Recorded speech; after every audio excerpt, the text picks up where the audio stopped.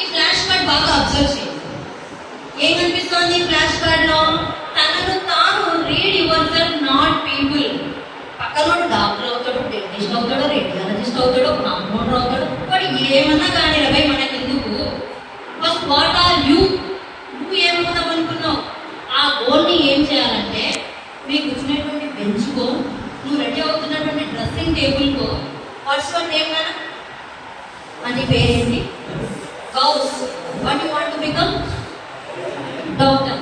I'm talking to Ghouse MBBS. రాసుకో, Ghouse MBBS అని రాసుకో. What's your name?